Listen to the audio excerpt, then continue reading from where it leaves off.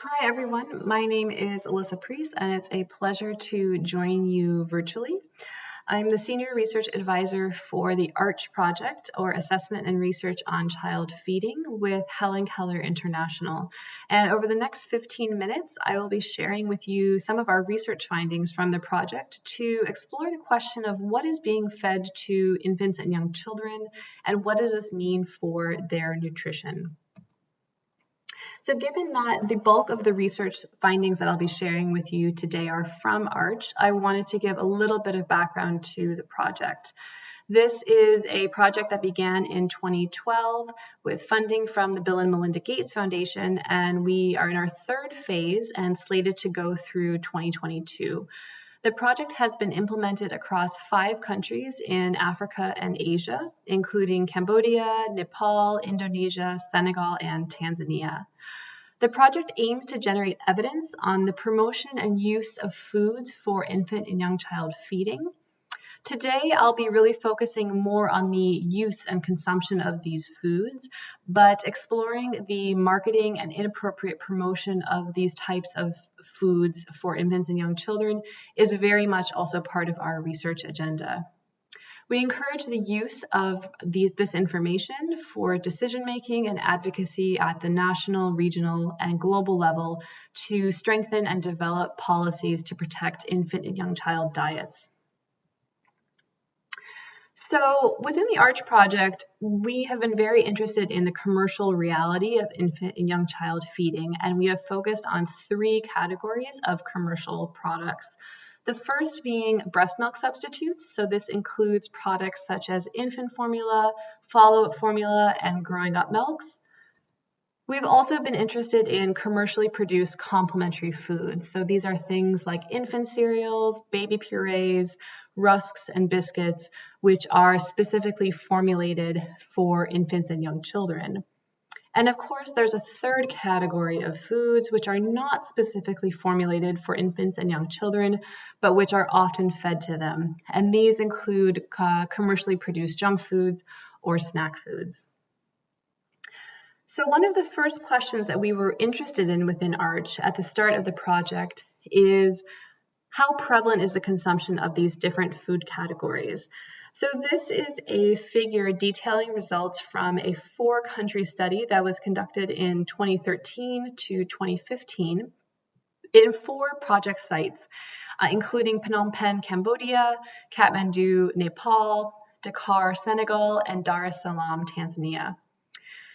And we found that the consumption of these 3 different categories of food products was prevalent across all 4 sites, with some more than others. But on trend, we found that consumption of breast milk substitutes and commercially produced complementary foods was more prevalent among older infants, 6 to 11 months of age, and consumption of unhealthy junk foods or snack foods was more prevalent among 12 to 23-month-olds.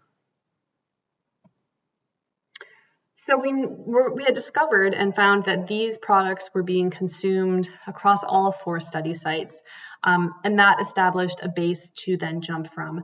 And one of the questions that we've been interested in exploring is what is the nutritional quality of these foods, and what does it mean for young child diets and nutrition? So I'm going to walk through 3 separate studies that we've conducted within ARCH to explore this question across these 3 different categories. The first is a study that was conducted in Indonesia to explore the sugar content of growing up milks that were available there. Growing up milks are a type of breast milk substitute that are labeled as appropriate for 1 to 3-year-olds according to the manufacturer. But the World Health Assembly has stated that gums are actually not nutritionally necessary, and the American Academy of Pediatrics does not recommend gums for young children because of added sugars and sweeteners that exist in these products. So we wanted to understand what is the sugar content, and we purchased a secondary data set from a market research firm, and which included 99 gums that were available on the market in Indonesia. We evaluated the sugar content against 2 criteria.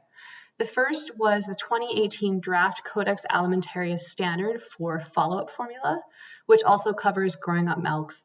And within this draft standard, there are 3 recommendations that are relevant for sugar content that we use to evaluate the products. In addition, we also use the United Kingdom Food Standard Agency's front of pack color coding system. This is a front of pack labeling system used in the UK to flag the level of different nutrients of concern. This is often referred to as a traffic light system. So if nutrient content was low, it received a green flag, medium receives an orange flag, and high receives a red flag. So we use this system specifically for the sugar levels. This is a summary table of the results that we found. This is in a paper that came out in 2021. And you can see in the top 3 rows, we have the performance of the products against the 3 recommendations in the draft 2018 Codex standard. You can see that only 6% of products met recommendation 2 and under a quarter met recommendation 3. But when you look at all 3 recommendations total that exist in the standard, none of the gums met all 3 of these recommendations. When we consider the performance of the products against the UK FSA front of pack color coding system, you again can see that the degree of sugar is a major issue in these products. 71% of products had such high sugar that they would warrant a red flag, and 25% warranted an orange or medium flag. So again, this is further evidence that growing up milks are not appropriate for young children due to their high sugar content. The next study was also conducted in Indonesia and aimed to explore the nutritional quality of commercially produced complementary foods available in Bandung. The team went out and identified all of the complementary foods that were available on the market in stores across Bandung and came up with 211 unique products.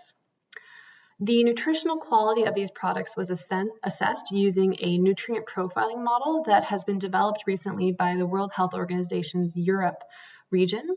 And it looks at the nutrient composition of these products with thresholds for energy density, total fat, total sugar, protein, and sodium.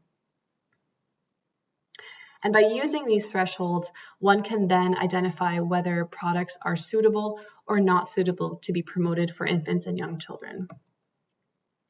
Across the 211 products, we had a range of instant cereals, purees, and snacks and finger foods. You can see on the left that the majority of products did not perform well in this nutrient profiling model. 94% of instant cereals, 69% of purees, and all of the snacks and finger foods were deemed to be not suitable for promotion for infants and young children based on their nutrient composition. The nutrient profiling model also has an element that allows one to assess the sugar content of these products and identify if a product should carry a warning of high sugar on the label. While the instant cereals performed quite well with only 6% needing this sugar warning, 80% of purees and 85% of snacks and finger foods would warrant a high sugar warning on their label. Across all of the nutrients that were explored, sugar was absolutely the most problematic and resulted in these products being flagged. In fact, 73% of products contained added sugar. Added sugar is not recommended for infants and young children, and so we're seeing that within this study and within this market, this is absolutely an issue for these products. The third category of foods that we are interested in within ARCH are those junk foods or snack foods. And this is a study that was conducted in Nepal in 2017. It was a survey among 745 children 12 to 23 months of age, which included a dietary assessment or a quantitative 4-pass 24-hour recall. We used that to identify all of the foods and beverages that had been consumed by the child in the previous day. And again, we used nutrient profiling using the United Kingdom Food Standard Agency's nutrient profiling model to identify foods that were unhealthy. We also sent 15 of the most commonly consumed commercial products to a laboratory to have them analyzed to see if what is inside the product actually met the nutrient content that was declared on the label. So one of the first questions we were interested in is how much of these products were being consumed, these unhealthy snack foods and beverages. You can see on the far right, this is a column of the proportion of total energy intake that comes from these foods. And in the top row, you can see nearly a quarter of calories, excluding breast milk, came from these unhealthy snack foods and beverages, which is a sizable amount and actually comparable to the percent TEI consumed by adolescents in high-income countries. We then wanted to know, how did this affect diet quality? This is a figure of the proportion of children at risk of inadequacy for various nutrients, with high consumers in the darker column and low consumers in the lighter column.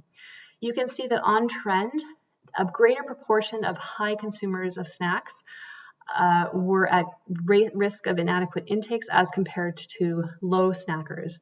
And with the nutrients that are underlined in red, this was actually a statistically significant relationship. So children were consuming a large quantity of these products. We were seeing a relationship with dietary inadequacy. The next question is, was this actually then leading to a difference in growth? And we found that, again, comparing those high snack food consumers to low snack food consumers, the higher consumers had a 0.3 standard deviation lower length for age Z score as compared to low consumers. So while we've often thought of this issue of junk foods or snack foods as an issue of overweight and obesity, in context where access to nutritious foods can be limited, we're seeing that there's a relationship potentially with undernutrition. As I mentioned, we also sent 15 of the most commonly consumed products to a laboratory to assess what was in the product as compared to the label. This is a table detailing the results for infant cereals that were assessed. And you can see that one infant cereal performed well in terms of mineral content, but the total sugar and sodium was much higher in the product as compared to the label. Versus the other two infant cereals, there's a massive issue happening with fortification. These products were declaring that they were sources of iron and calcium, but what was actually in the product was far less than what was declared on the label. So we're seeing that there's a commercial reality of infant and young child feeding, and that it can be problematic when it comes to what it means for their diets and nutrition. What can we do to protect young children's diets in the face of this? There are several different avenues. One is that there is absolutely a need for reformulation of products that are commercially produced and being fed to infants and young children, particularly when it comes to sugar and sodium. There's also the avenue of speaking directly to consumers through mechanisms like front-of-pack labeling, where you could have something like a warning sign indicating products that are high in sugar, high in sodium, so that consumers know and they can compare products against other products within a category or a cross-category when choosing products. And finally, if a product is being fortified and being fed to infants and young children, there need to be standards for this fortification and corporate accountability to ensure that when a caregiver chooses a product based on this micronutrient content, they can rest assured that what is in the package is actually what is being stated on the label. Thank you very much for your time, and it was a pleasure to present with you all.